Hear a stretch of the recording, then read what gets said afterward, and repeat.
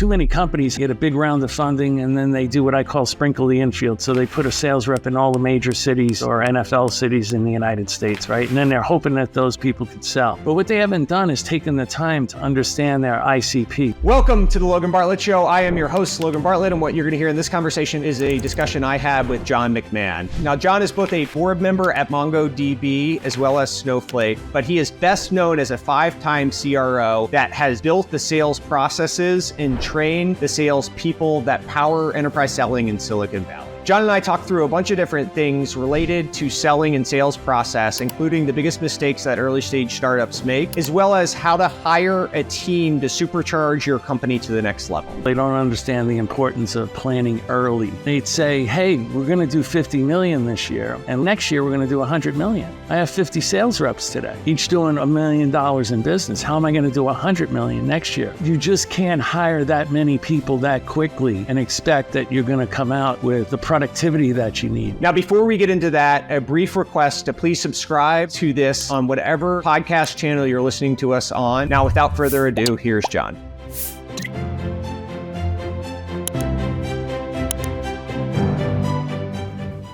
So the Logan Bartlett Show with your name, it sounds like, I'm getting on a Johnny Carson show. Or that's what we're going for here. It had a different name once upon a time, and I realized the reason I was doing it was to have accumulating value to myself. And so why have a distinct brand that was separate? Like, why try to create a third brand around all this stuff? And so I rebranded it in January, and it's been good.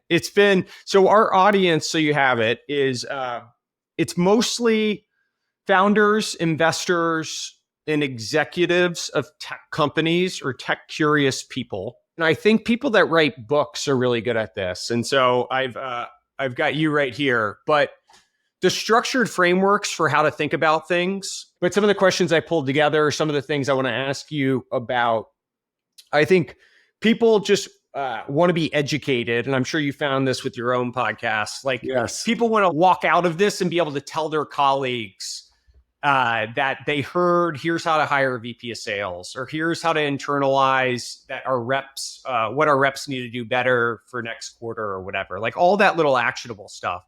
So right. I'm going to try to tease out a bunch of that stuff from you, but your book did such a good job outlining it that I think it kind of gives me the playbook to go about it. Yeah, the hard part of writing it wasn't actually structuring everything, because I could put that together very quickly, but then I didn't want to write a boring, what I call like college textbook, where it's just a chapter. You close the first chapter, you feel like, I want to close this book. My head hurts. I don't want to see it again. Totally. So that's why I made it into a story. And making it into a story when you're really not an English major, I was an electrical engineering major. That was really difficult. So I had to learn about the hero's journey and custom and, character arcs and stuff like that. That was hard. I came into it, not realizing what style of book it was going to be. And so I expected the textbook. Okay. That was what I was expecting to get.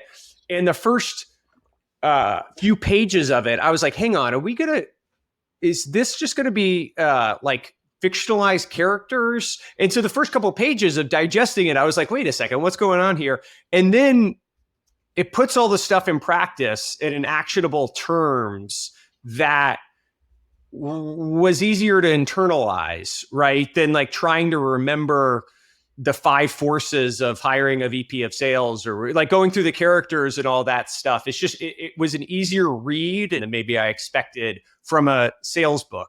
I've heard that from so many people. They felt like they could put the book down and go do something right now. And so many people say now that they just have it on their desk. It's like their Bible with all the yellow sticky notes in it. And they reference it all the time. And then some companies, it's mandatory reading when you come to the company, Okta, Zscaler, a number of other ones. That's great. My one quip with you is that I need an audiobook version of that beautiful New York, Jersey combined accent of you just reading to me through, all the salient points. This is the first hardcover book I've probably read in, I don't know, a year or something. So that's what I want. I want the audiobook. Okay. So I thought, because I just literally hired a guy And I said, I can't be every character. So what I'm going to do is get somebody that can help me. I'll read all my parts, and then I'll get somebody that can go out and outsource other people to read the other characters. I don't know what you think about that, because I think it's pretty boring of me just reading it. I mean, I don't know. You in like falsetto, you're like you in a tenor voice, you up and down. I don't know. I don't have that range, brother. You're thinking of somebody else. I don't know. I think it would be good. I think you could play all the characters. A one man like Broadway show out there, just you acting out the forego journey of the company. But right. Well, good. Well, I appreciate you doing this. So I do want to talk about the book and a bunch of different stuff here. But I think first and foremost, I'd be curious your perspective. I mean, you've been doing this for so long, and the industry has evolved, but also stayed the same. Is there a single thing that you, as you look back on your career of working with startups, or even now being a board member, like the single thing that's hardest for executives or investors or founders to internalize about sales? Yeah, there's a number of things. I think that they, especially with the venture capitalists that I've, been with that haven't been operators of a business. I think first of all, they don't understand the importance of planning early, in the year, this year for next year. And why I say that is, if you think about enterprise salespeople, they have a 6-month ramp before they're considered that they should be productive. Productive meaning that every quarter after they've been there 6 months, they're going to be on quota, right? So what I saw was it would be like November, almost December, and they'd say, hey, we're going to do 50 million this year. And let's say they have 50 sales reps to make the numbers easy. Let's do 100 next year. So they don't really understand. And sometimes the tech CEO hasn't been through this process either. And they say, great, let's do 100 million. They go to the poor CRO and say, hey, next year we're going to do 100 million. Well, how's that possible? I have 50 sales reps today, each doing $1 million in business. How am I going to do 100 million next year? We'll just go hire 50 more sales reps. Well, you can't hire 50 A players in a month. It's the old, well, I won't actually say it, but you just can't hire that many people that quickly and expect that you're going to come out with, the productivity that you need. So you can't onboard 50. If you only have 50 people, you can't onboard 50 people. You can't train them, develop them. And then you can't squeeze that ramp. If the ramp was 6 months previously, there's no reason to believe that ramp is now going to be a month. So even if you hired 50 salespeople on January 1st, they're not fully ramped until July 1st. You lost 6 months of the year. So there's no chance of you doing 100 million. Yet I've still seen many organizations still try to make that work, and it just doesn't work. And the second part of that is the discipline of recruiting. Because if you're going to hire 50 salespeople all at once, chances are you're not going to get all A players. You're going to get some Bs. You're going to get a lot of Cs. The second piece of the discipline of recruiting is that you have to lead with management, because all these reps are going to need a manager to train them, develop them, and help them sell, and actually try to squeeze that ramp time down from 6 months. So what a lot of companies do when they have a race to have the right amount of headcount, those 50 reps to make next year's number, they hire a lot of reps. But it's almost like building a bridge over, let's say, the Bay Bridge in San Francisco. It's almost like, they put the pillars down in the water first. Those would be the leaders. Then they build the road over the pillars. What a lot of companies want to do is just build a road out there with no pillars, and the thing collapses on itself. And I've seen that happen time and time again.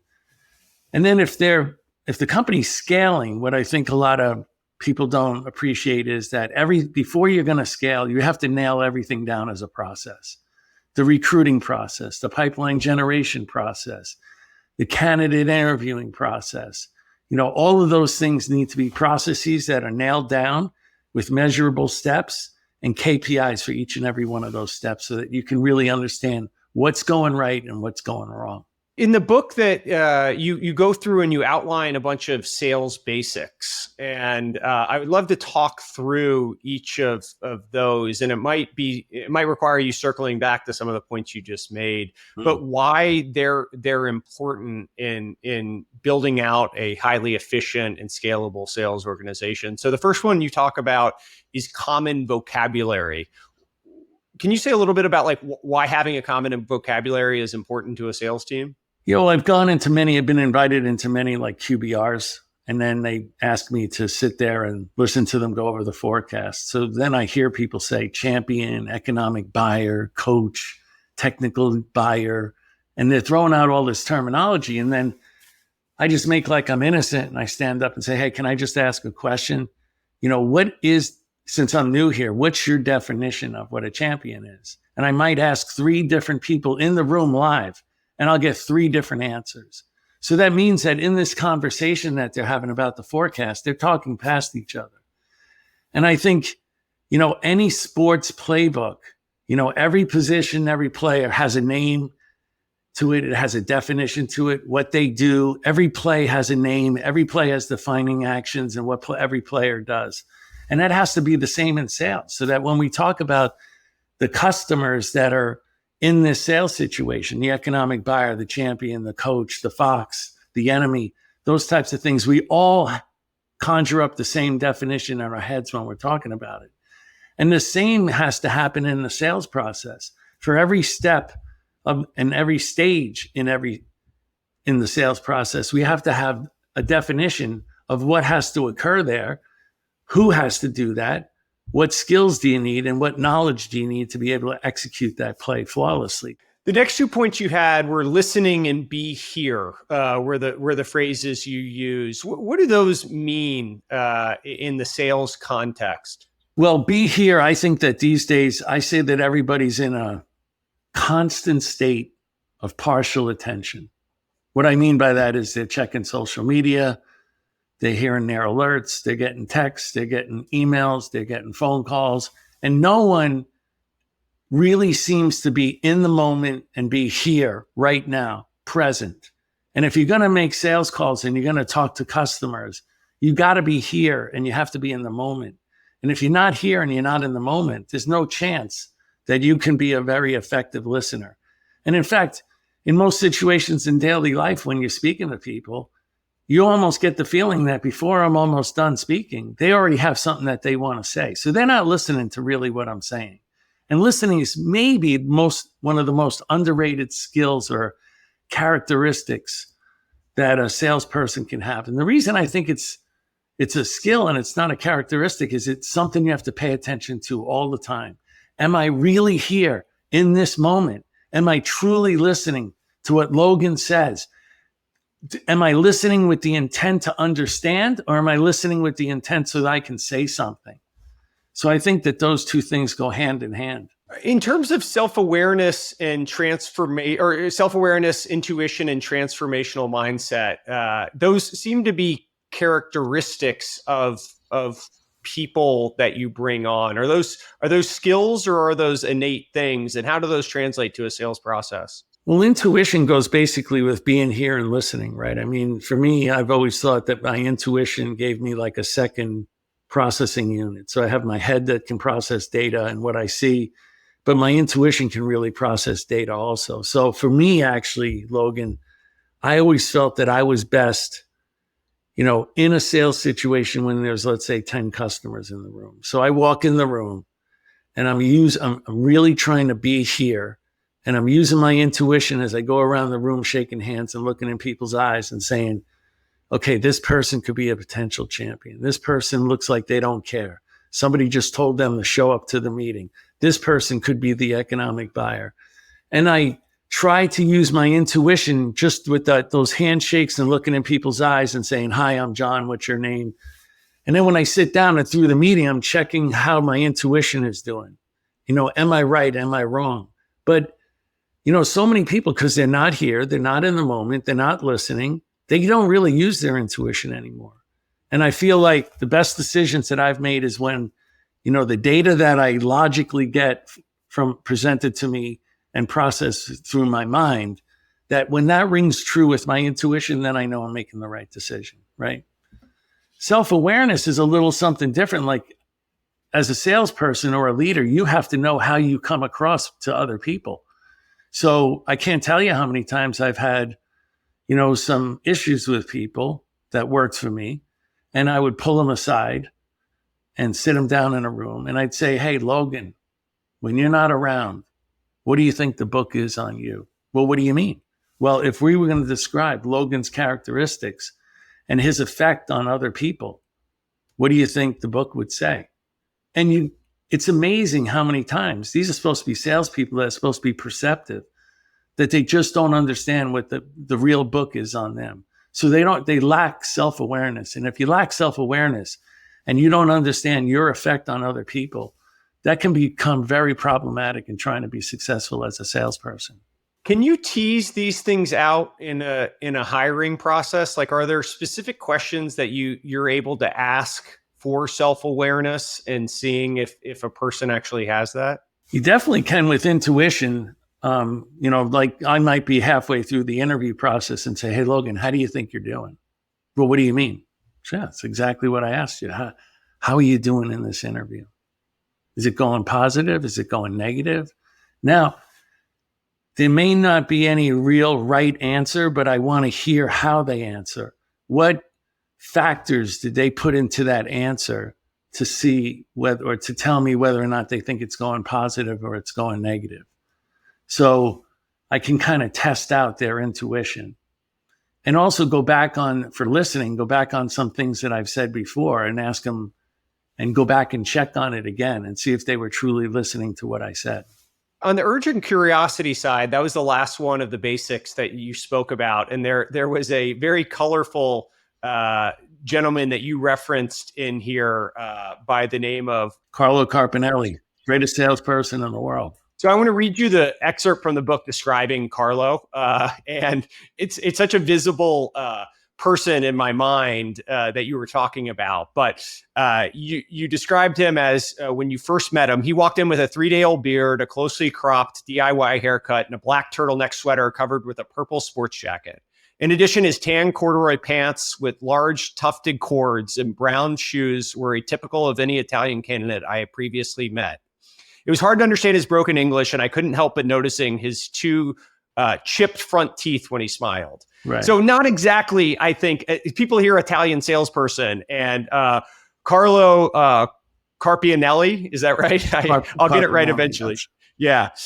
Doesn't sound like the typical salesperson. What made him so talented, and why do you describe him as the best salesperson you ever met? Well, let's put that into perspective, the way he showed up, because these days you might be able to show up like that and that was okay. But back then, like 20 years ago, in the Milano office in Italy, every candidate that walked in looked like they were going to be an Italian model, right? They had their hair perfect. They were clean shaven. They had a suit on, a Brioni or a Ketone, suit on with beautiful, Ferragamo shoes, and they played the part. And then in came Carlo, and this is where I had to use some listening, questioning skills, and also my intuition on whether or not I was going to take a chance to hire this guy. But what made Carlo so amazing as a salesperson is he never took anything personally. 2, he was so curious that he would genuinely ask why, how come, I don't understand. So if a customer basically attacked him and saying that was something really wrong with his product, he'd look him in the eyes and say, yeah, but why? And it might be true, but Carlo wanted to understand, why does the customer think that way? And it was so genuine that it would disarm these customers and it would allow him to overcome those objections. And he sold some of the biggest deals in the company, year after year. And he was actually able to get to the highest levels of organization. So I'm talking about like the CEO of Ferrari, who at that time was Luca de Montezemolo, and he would get to the CEO of GD and all the major corporations in Italy. So That's what made him great. Was he wanted to understand why, and it was genuine. Is that something that you knew and sensed when you were first hiring him, this urgent curiosity as you described it? Or was that you just had a spidey sense and an intuition or feel that this was a special individual? No, I couldn't really understand him so well with his broken English. So what I did to him is I said to him towards the end of the interview, I paused so I could create a little urgency. And I said, Carlo, I'm not so sure you can do the job. And he looked at me with those eyes and said, and twisted his head a little bit and said, but why? Like, how could you possibly think that way? And at that moment is when I knew, okay, I'm going to hire this guy. So yeah, you could say I took a leap of faith, which I usually don't do when I'm hiring people. But in Carlo's situation, I did. You talk a lot about the whys of selling, and Jody Bonsall referenced this as well. But can we talk about like how each of those are important and how you think about it from a product market fit standpoint? So the first one is, why do they have to buy? And I think, why do they have to buy from you?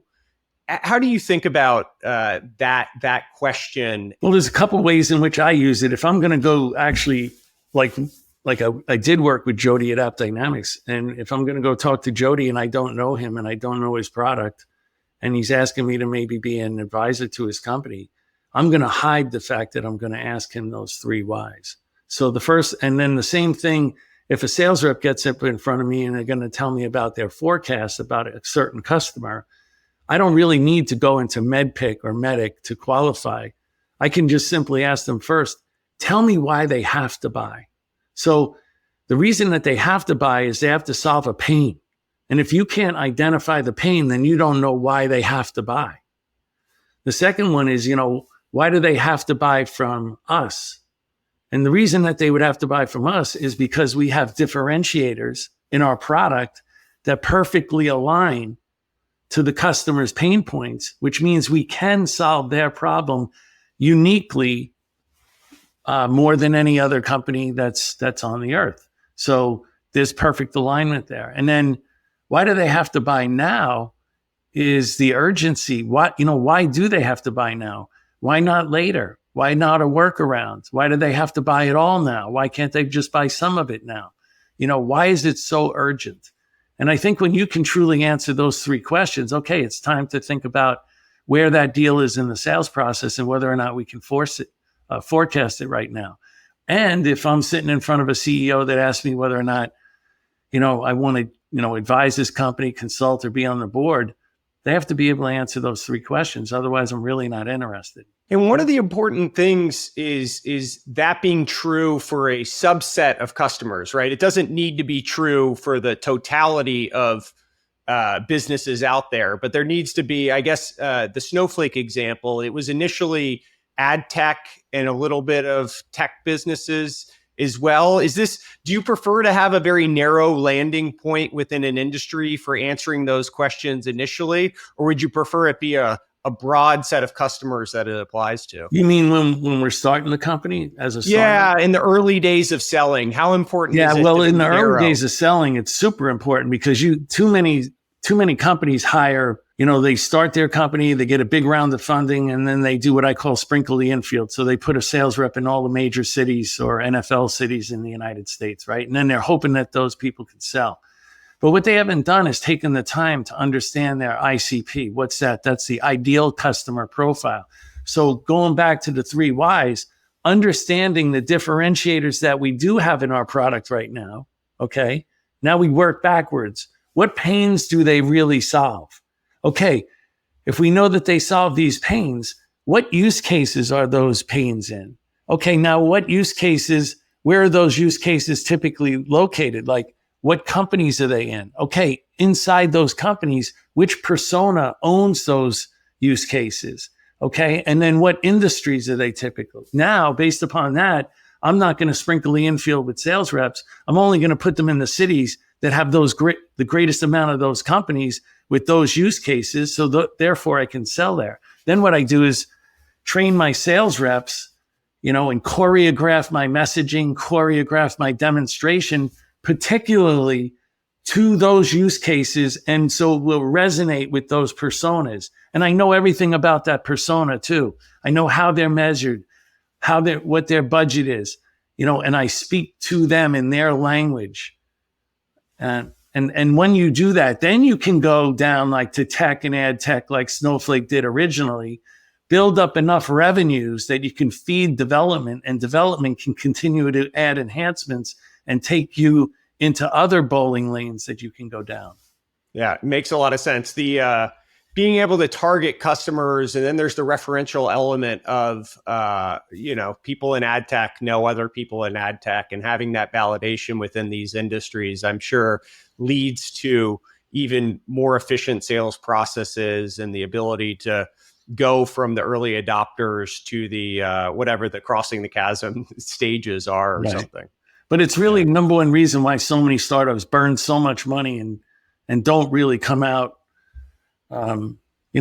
efficient. They're not making efficient use of the money that they pour into the sales force, because they really don't understand their ICP.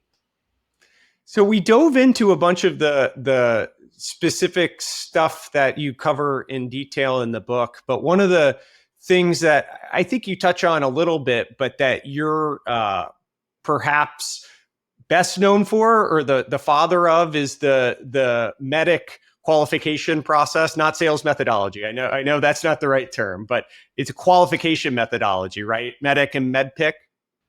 Yeah. So let's think about it. Let me give you an analogy. If I'm going to explain it, is you have a sales process. Your sales process is like a Google map. If I'm going to drive from Boston to New York, I type it into Google Maps. It tells me the ideal route to get to New York the quickest. Same thing with a sales process. You're talking about all the different stages, maybe 5 stages, and different steps inside those stages that tell you, if you follow these and don't skip any steps, it's the fastest way to a purchase order. Now, when I am driving from Boston and I get an hour outside of Boston, I got to stop for gas. I might get off the road. Now I got to get back on the road. So I made a wrong turn, essentially. Okay, I need a GPS to tell Google Maps how to get me back onto the right highway. And it's the same thing with MEDPIC. It's something that has to layer onto your sales process so that you can understand, when you're asking people questions, at what stage are we at, and what step in that stage is the deal. And it's used for a lot of purposes. 1, to forecast deals. 2, to train your sales reps. If I know that Logan always gets to step 3 in stage 2 and his deals start to stall, then just like that playbook we were talking about earlier, I now know that he's either lacking a certain knowledge or he's lacking a certain skill to overcome that step in the sales stage, so he can execute it flawlessly, right? So I can use it for multiple ways, but mainly it's used to figure out, where are we in this deal? Who do we need to talk to? What information do we need so that we understand what the next steps are? What was the history of this? And I want to talk about the background and coming up with MPTC and then Blade Logic and all of that. But was this a process that you had refined at one of the stops along the way, and then the terminology was only later codified, or how did it actually come to be? Necessity is the mother of invention, Logan. So for the first 3.5 years of PTC, when we started, the product didn't work.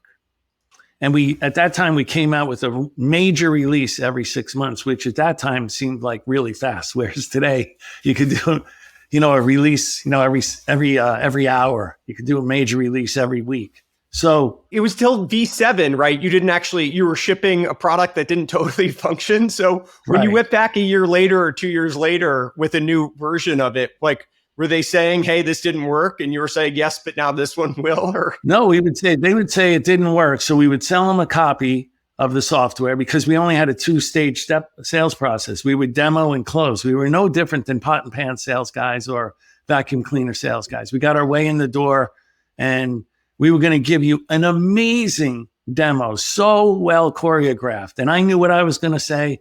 The application engineer knew what they were going to say. We knew what objections were coming. We've handled them before, and we're going to demonstrate this thing flawlessly. Like the curtains open, the white hotspot light comes on, and we're going to town. We're dancing. And people would say, this is really amazing. Hey, can I get a loaner? No. Can I do a benchmark? No. How about a POC? Nope. Can I lease it? Nope. What can we do? You could buy it. You could buy it. Yeah. Okay. So they'd buy it. We talk them into buying a copy.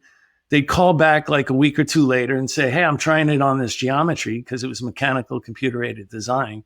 And they say, like, I can't get it to work. I need an enhancement. Okay. Well, if you need an enhancement, you're going to have to order a couple more copies. Well, John, I just told you the one I got doesn't work. I know. But if you want to step up and get priority in the enhancement process, you have to buy a couple more copies. So we talk them into buying one or two more copies. And so what happened is in Rev 7, we could, demo the product, and the sales process could change where we'd actually could do it like a POV. What happened was we were competing against two companies that were $1 billion in revenue that had a broad breadth of product. And we knew that if we tried to just say, okay, we'll compete against those people, we're going to lose. So this is where the decision criteria came into play, where we had to lock down a criteria that we knew if we can frame it in this box, we can win. Anything outside that box, we're going to lose. And we actually got a bad reputation because we would go into an account saying we would play. And then once the criteria got too big for us, we'd say, we're out. We're not even going to play. We're not even going to let you touch the software. So then what happened is we would lock down the criteria, and then we would find out, again, this is all the scars of experience. We would find out that sometimes there was a strong champion in the account for the competition, and they would change the process on us. They'd make us do the POC, and then they'd say, and then we'd win, and they'd say, oh, well, we want to add some more stuff, and they change the process. So we said, okay, now we got to nail the process. Who's involved in the process? How many steps are in the process, and when does it end? So that's the second D. So we started to do that, but then we also realized, like, hey, we got these guys that really don't have a lot of power in the accounts. They're buying 1 seat here, 2 seats there, but they don't really have a lot of power. And this decision criteria and process still changes on us. When we walk into an account, it can be unpredictable. As a sales rep, you want to walk in and know that things haven't really changed. So then that's when we figured out we have to get somebody that's called a champion, where they can, help us control the criteria and control the process. Not a coach, a champion. They got power inside the account. They have influence with the top executives in the account. So that became the C. Okay, so now we really started to win. Now instead of 1 or 2 seats, we're winning 10 and 20 seats. But then we started looking around and saying, hey, this company has 500 seats. 500 engineers. We want them all. Why don't we go up high? So we go up to this guy that we called the economic buyer, because they basically had all the money. And that might be the VP of engineering, maybe a division leader, a general manager, or a CEO of a company. And then we started talking our features and functions, and they'd say, hey, time out. I got a CAD manager 4 levels down. Go talk to them. So we realized at that point, in order to get to the economic buyer and talk to them about what we could do, we had to change our language, and we had to talk about time to market, engineering productivity, engineering costs, those types of things, and never mention CAD, never mention anything technology-wise. But we also found out, hey, what they're looking for is they're looking for other customers that did the same thing. And we're going to need an ROI to do that. So we're going to need the before scenario and the after scenario. So here came the I, like identify the pain, identify the problem, identify the initiative, and then tie the metrics around the pain in the before scenario. And then what can we do in the after scenario to enhance engineering productivity, reduce costs, and increase revenues by getting the product out the door quicker. So that was the genesis of MedPick. It took, years to really get there. And again, through a lot of scars of experience. So it's a process, or it's a qualification methodology where you're shaping the decision criteria, one of the Ds, and the process around the decisioning. That's the D as well. But then setting yourself up for success so that you can qualify down the right number of opportunities, and then make sure that you have the highest probability of landing a large deal within the account. And what's amazing to me about this and internalizing all of this stuff is that it's very scientific in a lot of ways of like how you go about architecting the sales process. I think most founders think of sales as or technical founders can think of it as black magic, and it's very much an art. But when you lay it out in these terms, it's such a architecture of building the process that I think has a lot of parallels to building a technical architecture as well. Was that going through your mind, or did that just happen to be that both of these things sort of had mathematic structures to them in a way that also would resonate with technical founders? No, it definitely went through my mind. I have an electrical engineering degree, and if there's only one thing you're taught in engineering school, it's that everything has to be defined as a process, right? So you had to think in terms of, a sales process, and then think in terms of how am I going to measure exactly where I am at each and every point of that process so I can change things. I can understand why I'm doing things right or why things are going wrong. But the biggest thing in that whole MedPick thing, it all hinges on having a really strong champion. And that's where most salespeople make a mistake. They get a coach, they get somebody that likes them, wants them to win, gives them inside information,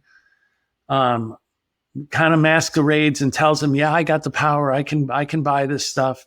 And they really don't have any true influence in the account with the economic buyer. They can't get a meeting with the economic buyer. And the difference between a champion and a coach is the authority and the influence. Can you draw the distinctions there? Yeah, I usually think of an organization chart as that's something that just shows you who has authority in the account, who's in the leadership positions. That's authority, right? But authority doesn't always go hand in hand with influence. So if I'm the CEO of the company or CRO at the company and 7:00 at night and I got a problem, depending upon where what the problem is, I may go down 3-4 levels to people that I know are subject matter experts or have made good decisions on these things in the past. And those are a lot of times in organizations, especially big organizations, people that are in charge of initiatives. So the CEO says in the annual report, we're going to do these 6 things. They put initiatives in place. Guess who's in charge of those initiatives? All could be potential champions, right? So they have influence with the economic buyer. They have respect in the organization. That usually comes from technical respect or political power. Everybody knows that Logan is an up-and-comer. You ask enough questions, they know, oh, that guy right there, he's going places in this company, right?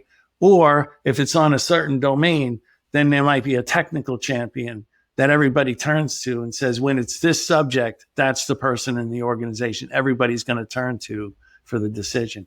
And you have to smoke those people out. You have to find out where they are. Has your thought process on sales changed with the rise of companies like Atlassian or HubSpot or Datadog or some of these more bottoms-up PLG businesses? Has that informed any of these things, or is that just kind of a distinct motion? I think it's a distinct motion. Again, if you think like I do that everything's a process, then in PLG, it's a process too. It's just not as an extensive process as enterprise sales where you're selling multi-million-dollar deals. All you're doing with PLG is you're taking like a free tier and trying to convert people to a paid tier. So there is a process, and you have to understand, well, what are you trying to qualify for in that process? Is it usage? Is it activity? Is it usage of specific functions? Is it the person, the title, the organization, the persona? So everybody's looking for indicators, and they start analyzing every which way in PLG to analyze what indicators do we need to see that can say that this is a qualified opportunity and this thing should convert from the free tier to the paid tier. One of the things that you highlight in such a meaningful way in your book is the importance of hiring. And one of the quotes that resonated with me was, if sales managers hire C-grade players and do everything else perfectly, onboarding, training, developing, and maintaining a great sales process, that team will still have a difficult time becoming the number one sales force. However, if you only hire grade A players and do everything else average, the A players will find a way to win. And then the other adage or phrasing you use in the book is A players hire A players, but B players hire C players. Can you talk a little bit about the importance of recruiting and hiring and why these things are the case between A players and B and C players? Yeah, well, first of all, that statement is a little bit of an exaggeration. I'm not saying that we should do anything average, but it was just you should probably try to be good at all of them. Show the difference between hiring A's and hiring C's. Well, I think recruiting's everything, especially if you're a startup and you have big aspirations to be in a multi-billion-dollar company. Then recruiting becomes everything, because the people you recruit today are your future leaders tomorrow. So you have to, for me, didn't really care so much about, let's say at PTC as an example, and we can use other companies. A lot of people want to know that they have domain experience. Okay, I don't really care about that. And they want to know that they have a skill in certain things. I don't really care about that so much. What I really care about is the characteristics of the person. So if I really think about recruiting somebody and interviewing somebody, they have knowledge, they have skills, they have execution experience or a track record, which tells you a little something about their background. But their resume doesn't really tell you much. It tells you whether or not they're job hoppers. It tells you some domains that they've been in, but that's about it. The big bucket is the characteristics. Why is that so big? Well, if I hire somebody that's super intelligent, then they're going to be able to learn and gain the knowledge that I train them on very quickly. If they're super competitive and they have what I call a PhD, persistence, heart, and desire, then they're going to pick up the skills, because skills are things that are learned over time through many different repetitions. Then I'm looking for people that are coachable and adaptable, because sometimes people are very coachable and Logan will say, yeah, John, I understand exactly what you're saying. But then I have to come back to Logan 2 weeks later and tell him again. He goes, yeah, I understand what you're saying. I'm going to do it. But Logan never adapts. And when the startups I've been in, sometimes you're in a startup and for 2 years, you look at certain people and go, oh my gosh, their skill set and the things they know are just, I wish I could do some of those things. 2 years later, when the products change, the competition's changed, the customers have changed, the market's changed, the messaging has changed, they haven't changed. They haven't adapted. And now they look like a dinosaur. And that's when those people typically, have to leave on their own fruition or asked to leave. So coachability, adaptability, and then, you and I talked about curiosity. I think that's huge, because that just is another sign of a willingness to learn and a potential willingness to adapt. And then finally, for me, the last one is integrity. If you have real integrity, then and this is a fast growing company, I don't have to worry about looking back over my shoulder into the past.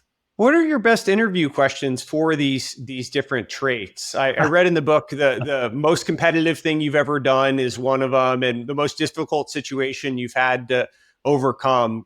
Maybe speak a little bit about those questions, but then also any others that you can try to assess. Well, I think you have to be careful when you ask some of those questions too, because again, like we talked about earlier, you have to be able to listen, be in the moment, and really be inside their situation. So if you ask that question, tell me about the toughest situation you've ever been in your entire life. I mean, I've had many, many people crying in my office, right? And what I'm looking to hear in any of those situations is walk me through how you overcame that situation. What did you do? What help did you get? And how did you overcome it to be the person that you are today? And all I'm trying to do in questions in an interview is I'm not asking these superficial questions off the resume. I want to be inside Logan's head. I want to be in his thinking, how he thinks, what he thinks about. Those are the types of questions that I'm trying to get deep on. So that those questions that you just posed are just opening salvos, but I'm going to ask 6, 7, 8, 9, 10 more questions to get deeper and deeper inside Logan and understand how he thinks and what motivates him and what issues does he have and fears and desires and goals, those types of things. That's what I want to know. And I can't tell you how many times I've interviewed people and they've told their manager, geez, I feel like John was inside my head. I can imagine getting into the most difficult thing someone's done in their life, and if the person starts, potentially breaking down, I can imagine that that you're really inside of how they're thinking about things. And you also think about, how are they handling me? How are they handling this whole situation? Have they shown up prepared? Are they asking curious questions? Are they listening carefully to what I say? And then I sometimes might stress them out a little bit. Like I said to Carlo, like I pause and I say, well, they say, how do you think I'm doing? I said, well, I don't actually think you could do the job. So salespeople are always getting objections. And if you can't handle an objection about yourself, it's going to be really difficult for you to handle objections about the product that you sell.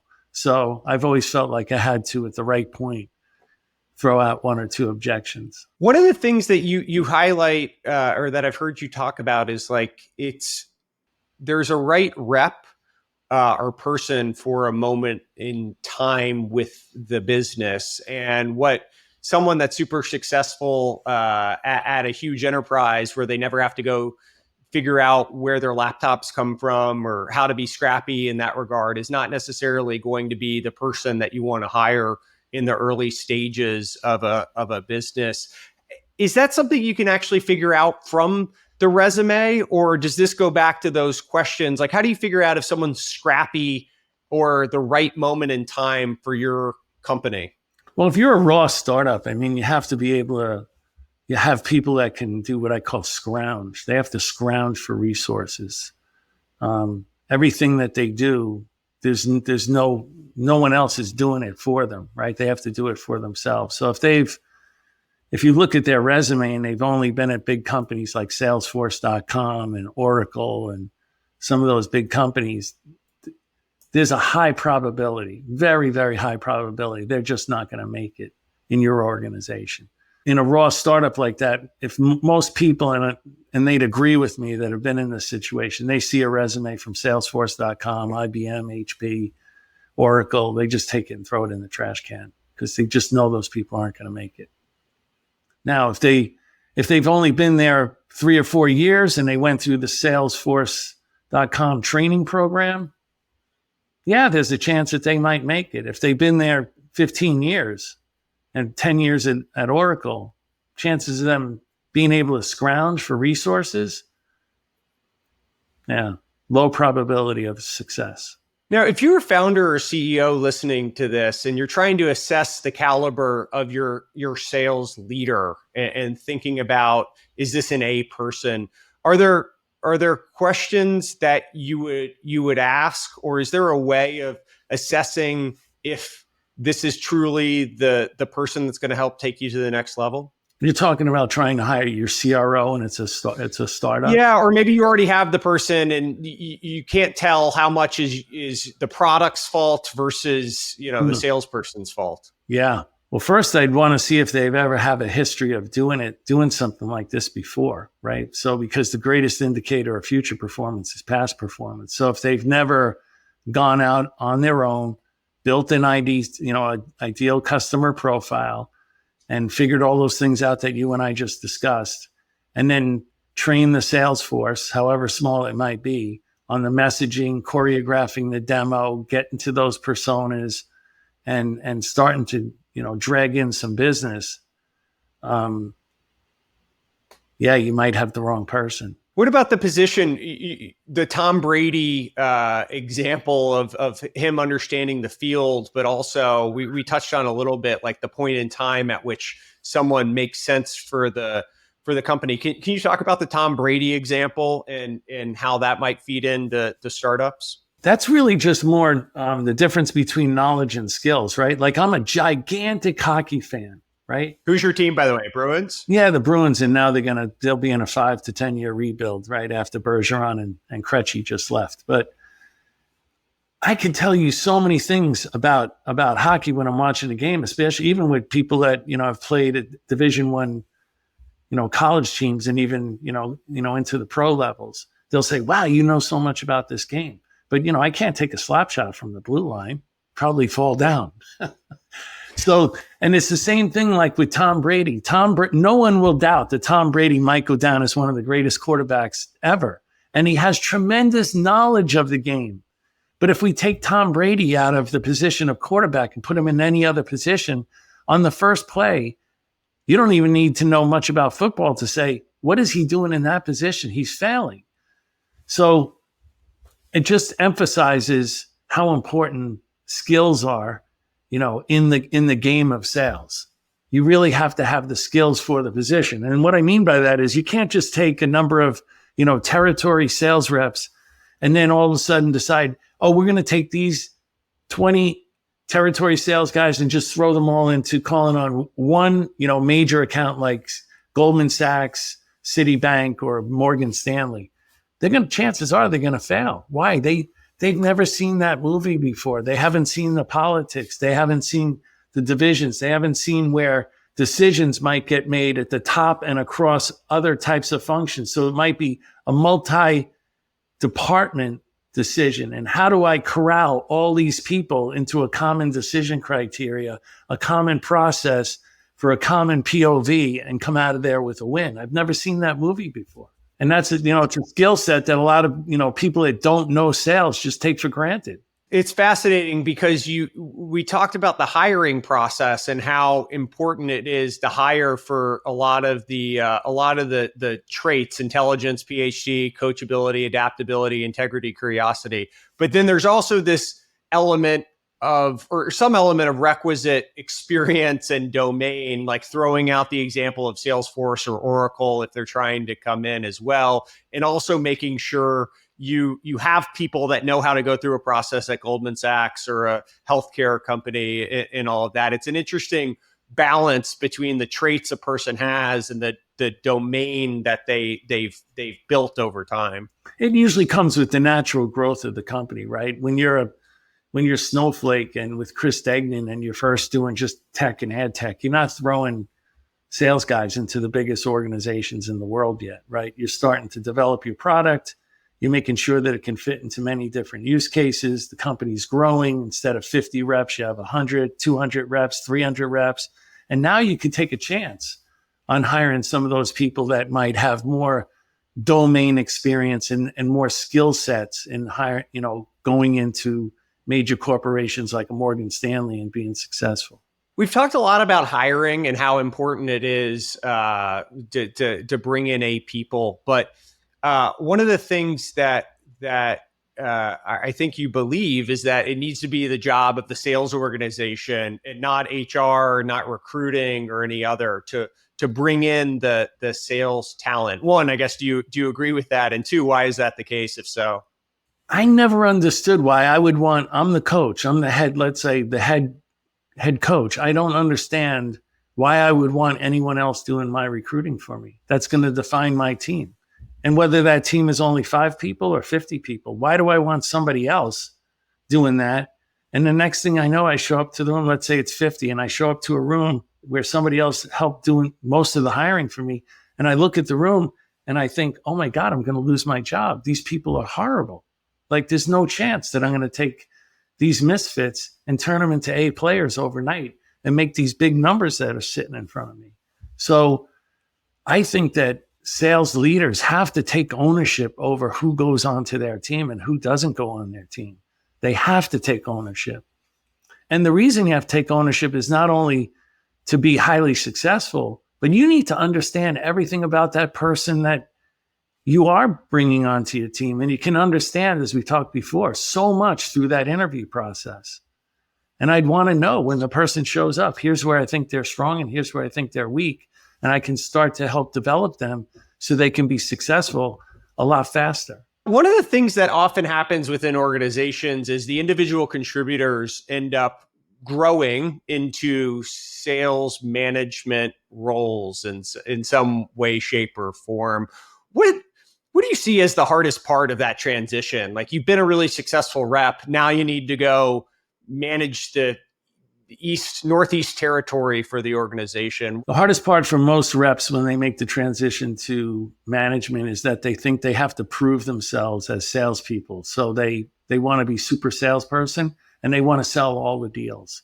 And then the second biggest mistake they make is thinking that everybody's like them. So that they think that everybody's the same, right? So anybody that has had kids understands that these kids grow up in the same house, same parents, but they're completely different. And that's no different when you pick up people on a sales team. You have to understand that each person on that team has different strengths, weaknesses, goals, insecurities, doubts, fears, all those types of things that you have to help them overcome to develop them and make them successful. And so those two mistakes are the ones that, most first line managers make the most. And, if we really think about it, the way to hold everybody accountable to develop their people and recruit the right people costs you nothing. So I used to stand in front of everyone and say, today we're 50 million. Next year, we're going to be 100 million. Here's all the open leadership positions that are coming about. Now, if you want to get one of those positions, especially if you're a first line manager and you want to go to second line or second, go to third, you have to prove to me that you're able to recruit someone, develop them, and lead them to take your spot.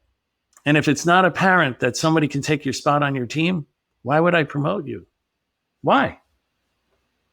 Are you going to make it my problem? I'm going to promote you, and now I got a problem down below because you can't recruit, you can't train, you can't develop. And the flip side is true too. To hold people accountable, if they get rid of people, there's too many organizations that just say, oh, Joe, the sales rep, or Sally, the sales rep, oh, they just no good, and we got rid of them. Well, hold on a second. Whose fault is that? Sure, Sally and Joe play some part in it, but what about you? Didn't you hire them? Yes. Weren't you responsible for training and development? Yes. Weren't you responsible for leading them? Yes. Okay. I want you to go down to the bathroom. I want you to look in the mirror and think hard. Come on back and tell me which one you failed at. Because we can't keep failing when we're hiring people, right? So we have to understand, what are we doing wrong so we can't keep making the same mistakes when we're hiring people. We either couldn't recruit, we can't train and develop, or we can't lead. It's going to only be one of those three things. I want to talk about the process of actually letting someone go and, how that ultimately ends up occurring. But there's a distinction between KPIs and inputs and then also quantifying the actual output of it. And so one of the examples in the book you talk about is like a hockey team gets assessed on goals and not on shots, but you also need to have the measurement in place so you can manage to some of the up funnel activities as well. So how do you think through like upstream KPIs, and is it the Bill Walsh, the score takes care of itself, or is it, hey, we got to keep track of what the score actually is, otherwise we're just putting shots against the net that are getting saved? A couple analogies. So first of all, if I'm a baseball coach and, Logan's hitting 300, I don't really have any problems. Then all of a sudden Logan starts hitting 220. I got a problem, right? So now I'm going down to the coaches, the pitching coach, and saying, hey, is Logan watching film of opposing pitchers? Yeah, well, he used to spend a couple hours a day in here. And now he's only spending like 10 minutes. I go to the batting coach and ask the same thing. Yeah, he used to spend a couple hours before and after every game hitting balls. Now he comes in for 10 minutes and he starts hitting some balls. Okay, so those activities of watching film and hitting balls, that's starting to play a big part into the accomplishment of hitting 300, right? And that's the same in sales. Like, too many leaders are keeping track of activity, but they're not measuring true accomplishment. So what I mean is they're saying, how many emails did you send? Calls did you do? How many meetings were you in? Okay, those are great activities, but that doesn't mean that they're going to accomplish it and get a sale.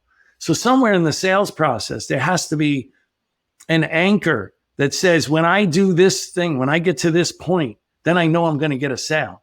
So one of the things that I did, like at Blade Logic, is I said, I want you to get 2 POVs a quarter, because the quota was $500,000 a quarter.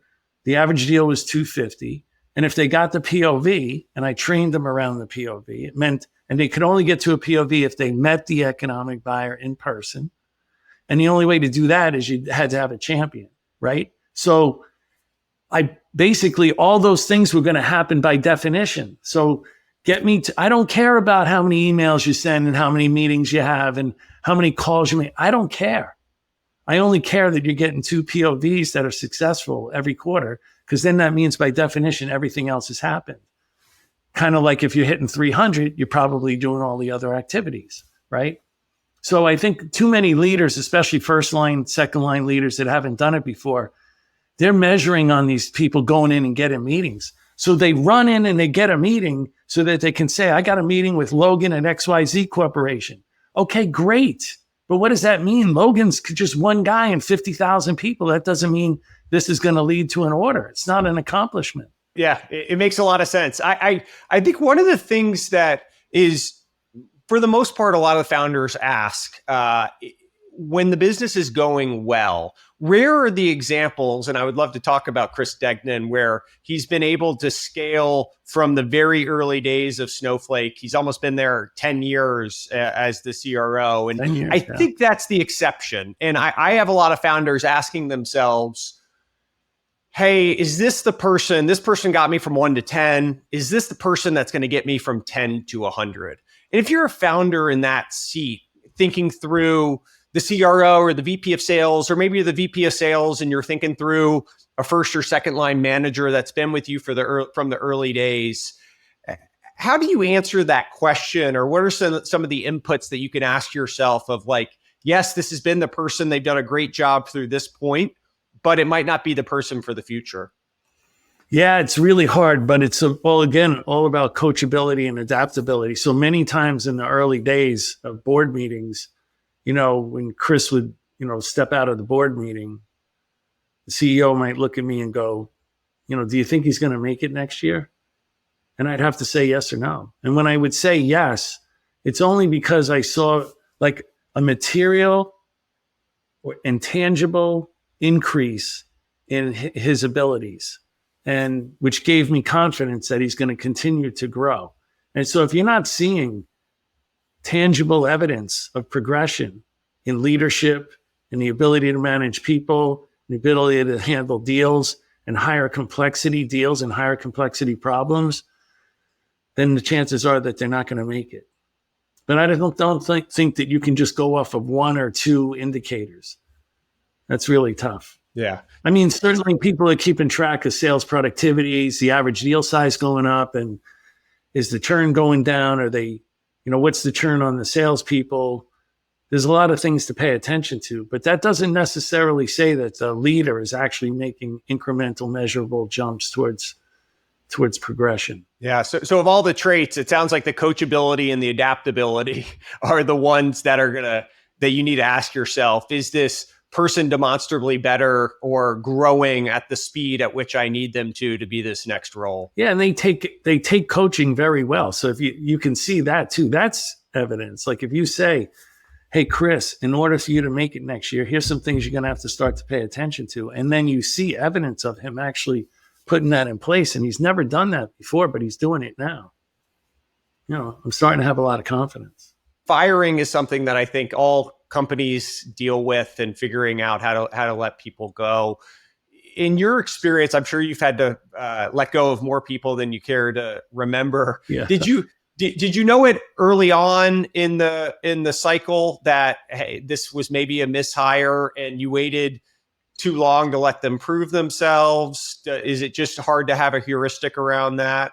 What did you typically find when you made the wrong hire? What's interesting is always typically goes back to characteristics, right? It doesn't go back to their domain knowledge or any of that stuff. It goes back to their characteristics that you missed in the interview process.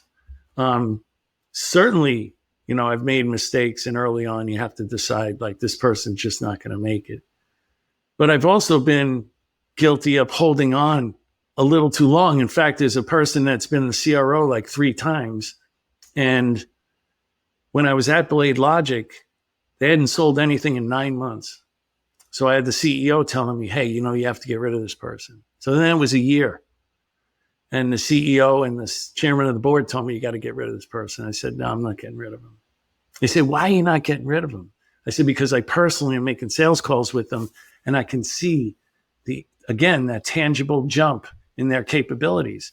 And it was in the fifth quarter that they landed 2 deals, one for 1.1 and one for 1.3 million. That person's a CRO today. I could have really hurt their career if I didn't take a real intimate interest in understanding them and where they were. I could have ruined their career.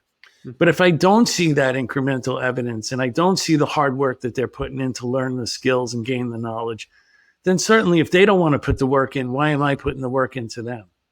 It has to be a shared responsibility, the leader and the person.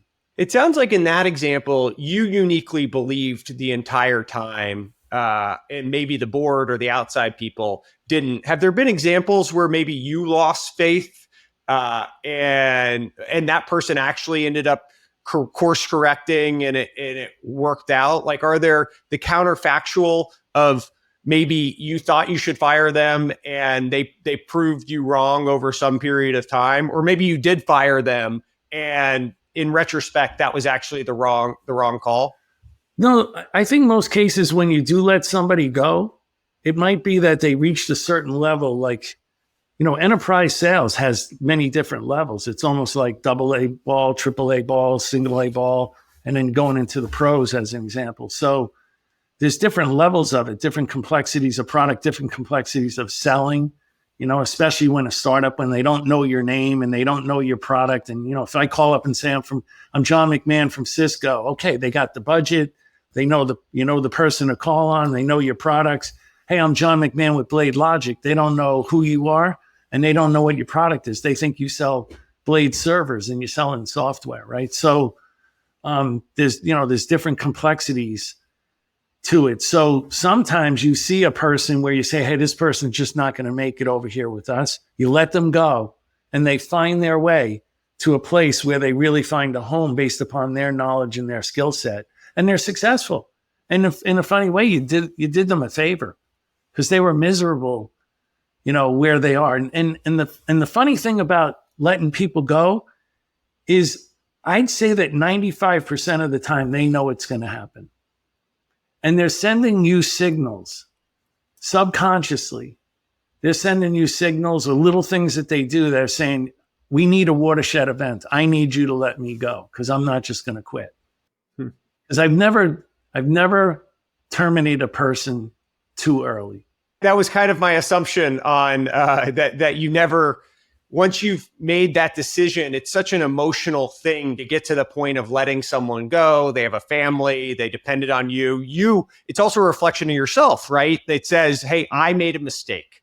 And so you have to admit, getting through all those psychological hurdles to get to the point of letting someone go, for you to be wrong about it is just so unlikely. And so one of the things I'll tell my founders, and try not to be too Machiavellian about it, but if that's the way you're feeling, it's probably that snowball's just going to keep building, right? Yes. And you're going to regret not doing it earlier. Yeah. Oh, no, you're right. It's very emotional. I've had people where I've been to their house, met their kids, had dinner with their families, and wow, they just get to a point where you just got to let them go, and it's painful. But you know what? Again, they land on their feet, and then they're doing much better. They just weren't making it. It's like we said, you just went from single A ball to triple A ball, and now that ball is not 85 miles an hour anymore. It's 93 miles an hour, and it's moving, and you can't hit it. Time to develop that skill or go down a level. Yeah, well, and it's also could be it could be selfish to you of holding off. You're delaying this person finding their next career that they're going to be able to be at for years, right? And if you're just waiting, holding out hope for another quarter, but you've mostly made up your mind already, it's actually not fair to the individual, right? To keep hanging around if it's already predetermined what you're going to do. Yeah. What's funny is sometimes I look at these board decks and then you'll see the people who put down, that they churned, let's say 25% of the sales force, and they'll say right next to it, non-regrettable. And I'm thinking, okay, so that means you have to become a better recruiter. If every single one of those people you churned, you don't regret, you're a horrible hirer. You're horrible. You got to get better. Normally, I think a lot of our enterprise companies see roughly 20% attrition modeled into their business. And that includes promotions, right? As well as managing out? Is there a percentage that you think about on an annualized basis of what's a normal versus excessive amount? I think it's typically in the super fast growing companies that I've been associated with, it's closer to 25%, right? Because even Jack Welch at one time said, if you can hire 8 A players out of 10, you're a really great recruiter, right? So that's 20% right there. And then you have 5% for promotions, right? So yeah, I've seen mainly 25, and I call it like, churn, attritions plus promotions equals churn in the sales force. You've probably had to have a lot of these hard conversations with people going through this. Is there anything that you would say to someone listening, having been through a lot of those emotional cycles, about how to actually go about the process of letting someone go? Well, usually it's not it can't be a surprise, right? I mean, you had to have, as a leader, if you're intimate with your people and you know their skill level, their knowledge, all those things we talked about, their fears, uncertainties, doubts, because you're intimate with them, then this should never come as a surprise. Even if they quit on their own, that should not be a surprise to a leader. So anytime I've seen a leader where they say, Logan just quit. What do you mean Logan just quit? You never told me like he was thinking of quitting. So they're surprised. You should never be surprised as a leader. 1, it shouldn't be a surprise. And 2, they should understand a lot of times you're putting people on a plan and you're hoping that they're going to get there. And a lot of times they might choose out. So you say, we have 2 choices, Logan. Here's some things that we've discussed, 10 different times. And now I'm going to have to put you on a plan because your performance just hasn't been there for the last couple of quarters. Here's the things you're going to have to get correct in the next 90 days. And the other option is that we package you out. What do you think you want to do? And a lot of times Logan will say, I'll take the package. I don't think I can get there. I want to take a step back just because it's, I think your background and path into all of this, you referenced earlier electrical engineering by trade. And I get the feeling in hearing you speak and talk about all this stuff that in some ways you might have been an accidental sales leader, that this wasn't some predestined thing that you were going to go into this field. And I don't know if you consider yourself introverted. I've heard you describe yourself introverted. You seem you can fake a good extrovert on a podcast here. But if we go all the way back to NJIT or growing up in New York and then moving to New Jersey, what sets you down this path of being an iconic now sales leader? Well, what happened is I went to engineering school, and then I was even though I was, an extroverted introvert is the way I describe myself. I could speak, and people elected me to be the president of the student body of the Institute of Electrical and Electronic Engineers. And to make a long story short, one night I had a panel. I brought in a panel to talk to the students, people from production and QA and design. And I had these round tables set up so the students could sit down with one of those authorities and ask them questions at dinner. And when I got done running the logistics, the only table that was left was sales, and no one was sitting there except the sales guy. So I sat down and talked to him, and the sales guy, I could speak with the sales guy. So I went home and I told my dad, because I lived on campus, but I went home and told my dad. And my dad never went to high school.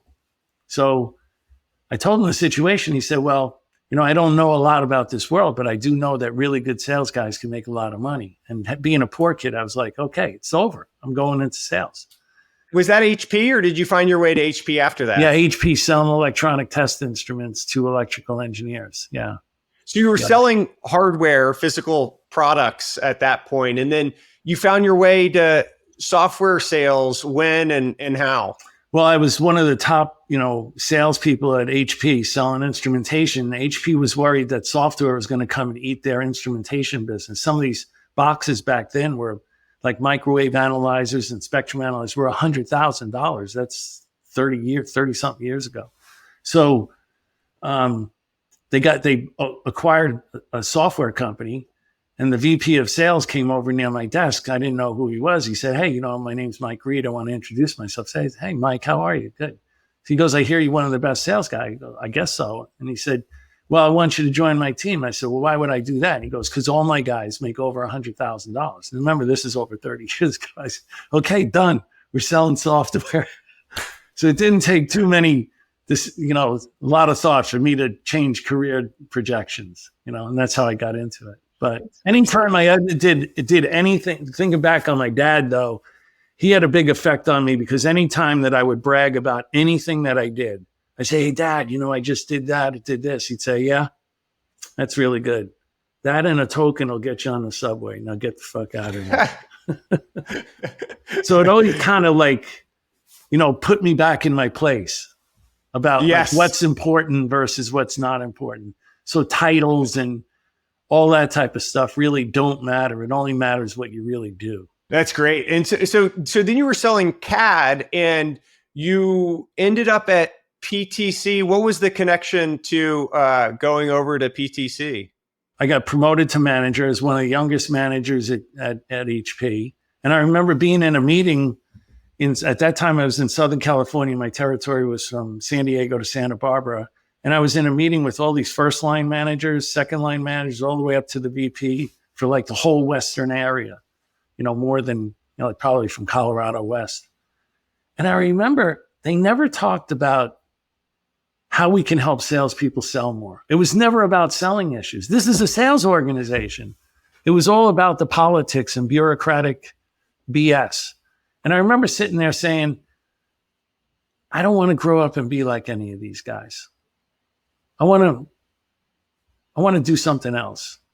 So I just started looking around, and there was this, back then, didn't have the internet. And this thing fell on my plate about some company called PTC that was just starting out in Boston. So I called the CRO at the time and I said, hey, I want to join the company. He said, you got a resume? And I said, no, because I'm not really looking for a job right now. But if you want me to make one up, I'll make one up. And everybody told me I was nuts because they had zero revenues. Products, didn't work. But I felt like I had nothing to lose. I wanted to try to prove to myself that even in a small company, I could excel at this sales game. Let me take a chance now. I wasn't married, didn't have kids.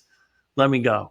And did you go in there as an IC initially, or did you go as a sales manager?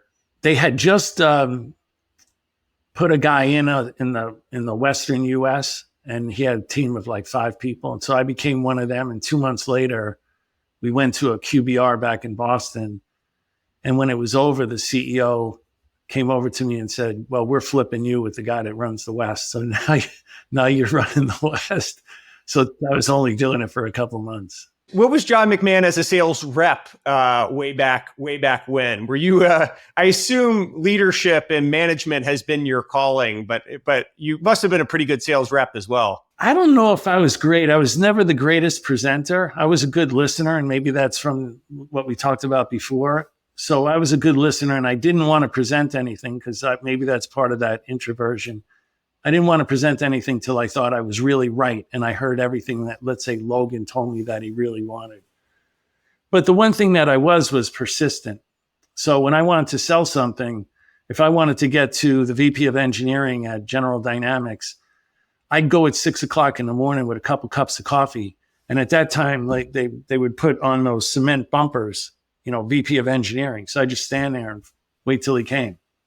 Now, this one, you got to get your elevator pitch down pat, right? Because you got 30 seconds to a minute where he'll hopefully let you in the door and you can have a cup of coffee with him. But that's the type of salesperson I was just more persistent than really excellent at the craft. And maybe that's what more people need, is they need a little more persistence. Yes. You hear these stories, and now, people are unwilling at times to cold call. And I'm like, some of the old days, you get restraining orders today for the stuff you needed to do to be effective salespeople. I'm curious, PTC and Blade Logic both have such a unique sales tree of people that have, studied under your tutelage, and Steve Walski as well. And dating back to, Mongo, obviously, and Datadog had it, Snowflake had it, Okta as well, Zscaler. There's so many people that came out of those organizations, how much was the unique talent of density of the people you were able to recruit versus the process and all these people? Just, I look around to my friends that I came into the venture industry with, and we were all likable people, but the fact that we've risen was we were investing in software in 2013, 2014. And so there's some like survivorship element of it as well. Did you know it was special from a talent standpoint then? Or how do you sort of think about the inputs of the process around it and the actual people that were there? Well, I put such emphasis on recruiting. So that's probably at least 70, 80% of it. So the people had all the inherent characteristics to be successful. And then I would just like spend a lot of time training and developing them. So every week we'd have forecast calls and use the forecast calls as, understanding what the forecast is, but it's development sessions. Every quarter, I got everybody together, everybody. It was very costly. And I remember the first time I presented it to David at Blade Logic, and he was like, oh my God, it's going to cost so much money. And I said, Dave, if we just start getting more, just think about how many extra deals we have to get that's going to pay for the whole thing. And then to Dave's credit, after we did it a couple quarters and he saw the increase in productivity and the deal sizes growing, he bought in. So it was really a lot of training and development and investing in the people, and a lot of things that we talked about today where you had to invest in your people. You had to train your people. You had to understand them and be intimate with them and help them grow and develop. And if you didn't do it, I wasn't going to promote you. And I think a lot of the really good guys, the Dolly Rogics, the Adam Aarons, all those guys, they took it to heart and they did it. And now they're preaching the same thing, where they are. You referenced Dave, who is now the CEO of Mongo, and I want to ask about him in a second. But people probably, this is long, I think, since forgotten to most of the people listening, but the Blade Logic Opsware wars were pretty iconic, right? You had Dave on one side, and then Ben Horowitz, who people might be familiar with from Andreessen Horowitz, on the Opsware side, and you were leading Blade Logic, and they also had a PTC crew as well, right? So Can you talk about just like the culture of those wars and the battles that you guys had between Blade Logic and Opsware? Well, we were definitely in a lot of battles, but I tried to focus my people not on them, but focus on, making sure that what we did with excellence, right? And then the second part is truly understanding your competitor and understanding where their weaknesses are and where our strengths are, and making sure that we had our messaging just really down pat and really exposing their weaknesses and highlighting our strengths. And, Cranny was trying to do the same thing on the other side. Mark Cranny, who is the Opsware CRO or VP of Sales, whatever. CRO, yeah. So, yeah, it was fun because sometimes I could even talk to the VP of purchasing at a company, and it might be down to us and Opsware on who's going to win the deal. And then I could basically tell the, VP of purchasing, let me. Oh, did you meet Mark Cranny? Yeah. Okay. Let me tell you exactly what the program is. And, they're laughing on the other side. So, because you and Cranny were at PTC for how long together? Yeah, I hired him twice. And I almost never did that because I hired him and then he left. And he might be the only person that I was willing to hire back. It's wild that a war that waged from 2001 through 2005, 6 has produced such iconic sales leaders as well as relevant CEOs as well. So you're still on the MongoDB board today, is that right? Yes. Yeah. Dave Etcheria is, in my mind, you get exposure to two of the, for my money, the best CEOs in software between Frank Slootman and Dave Etcheria. What makes Dave so special? You worked with him through Blade Logic. You're on the board now of Mongo. What do you feel like his secret sauce is? Well, I'd say that both of those guys, if we can put them in the same bucket, they're both fighters. There's fight and flight, and there's not an ounce of flight in Frank Slootman. There's not an ounce of flight in David Etcheria. They're coming every day, and they're coming every day to play. And like you were saying, that sometimes this is war, and they're ready to go to war. They got the war paint on, and they're ready to go. And they both have really strong opinions on the way in which things should be done, but at the same time, they're open to listening. And if they have to adjust their thinking a little bit because maybe times have changed, competition's changed, products changed, I give them credit for adapting. Again, I mean, those guys are not the same guys that they were even 5 years ago. They've all changed and adapted. But when I think of both of them, I think of them as like pure fighters. And I like to believe that that's what I have in me too. Like I'm just going to keep coming at you. I'm going to wear you down. If it's a wear down contest, I'll wear you down. The commonalities of the adaptability, it sounds like, and sort of the iterative learning, even at this stage, both of them have proved quite a bit, but it sounds like they're still learning. And then also the competitiveness seems to be the two commonalities or characteristics between both of them. Well, yeah, if you think about their products, think about the product that Frank only had when he took over versus the product that he has today, and how many more doors and disciplines they go into inside an organization, and how he changed it from a data warehouse to the data cloud. I mean, and then think about what Dave has to go through, where he had a free tier and he just was converting people from the free tier to the paid tier. And now he's got free tier, paid tier, channels, inside sales, outside sales, cloud. He's built cloud Atlas into what it is. And he's in China, and he's with Alibaba and Tencent, and it's the complexity just keeps changing every day. And what makes those guys so good is not only are they fighters, but they're adapting to the challenges that are presented to them every day. And I don't think enough people understand the challenges and how CEOs have to adapt in order to stay ahead of the game in this world with technology changing so fast. What's the most common misconception about sales that you think people have? I think it's what you brought up earlier, that they think it's an art form, when really it's a lot of science. And certainly you're dealing with people that are selling for you, and people that, are your potential customers.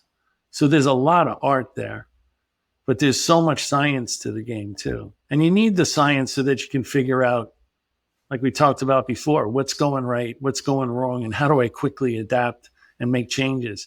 Because we're measured in quarters, but when you subtract out weekends and a couple holidays every quarter, you're left with 60, 62 days to execute a much bigger number. And if you don't have everything down to a process, like a scientific process, and something goes wrong, and you don't have that, well, where are you going to point your finger to figure out what's going wrong and make a quick change so you can post a bigger number within those 60 working days? It's going to be pretty tough.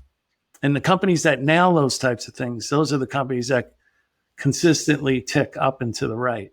They've even gone and spoken to the deans of a couple of business schools and said, hey, I don't understand why you don't have a sales program.